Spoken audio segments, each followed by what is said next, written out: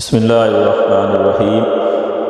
حسین و جمیل عورت دوسری شادی اور حضرت بایزید بسطامی رحمۃ اللہ علیہ۔ ایک خوبصورت واقعہ۔ ایک مرتبہ ایک نہایت ہی حسین و جمیل اور پاک باز عورت حضرت بایزید بسطامی رحمۃ اللہ علیہ کی خدمت میں حاضر ہوئی اور ان سے شکایت کی کہ میرا خامن دوسری شادی کرنا چاہتا ہے، اس لیے آپ مجھے ایسا تعویذ دیں یا اس طرح دعا مانگے کہ وہ اپنے اس ارادے سے باز آ جائے۔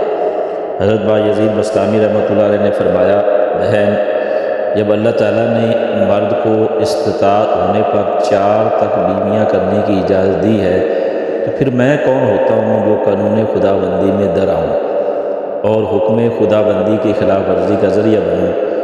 اس پر وہ خاتون بہت دل برداشتہ ہوئی اور حضرت کی بارگاہ میں اس خاتون نے عرض کیا کہ حضرت، میں پردہ میں ہوں اور شریعت اجازت نہیں دیتی کہ میں آپ پر اپنا چہرہ ظاہر کروں۔ اگر شریعت اجازت دیتی اور میں آپ پر اپنا حسن و جمال ظاہر کر سکتی، پھر آپ فیصلہ فرماتے کہ آیا میرے خامد کو سوکن لانے کا حق حاصل ہے یا نہیں۔ یہ جواب سننا تھا کہ حضرت تڑپ اٹھے اور بے ہوش ہو گئے۔ ہوش آنے پر فرمایا، دیکھو، یہ ایک خاتون ہے جس کا حسن و جمال قطعی فانی ہے، یعنی یقینی طور پر فانی ہے، اور محض عطیہ خدا بندی ہے۔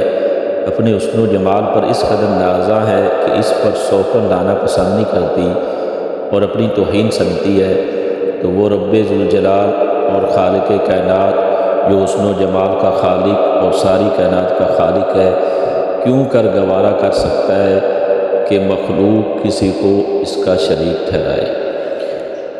یعنی اللہ جل شانہ کی ذات کبھی اس بات کو گوارا نہیں کرتی کہ اللہ جل شانہ کی عبادت کے اندر انسان کسی کا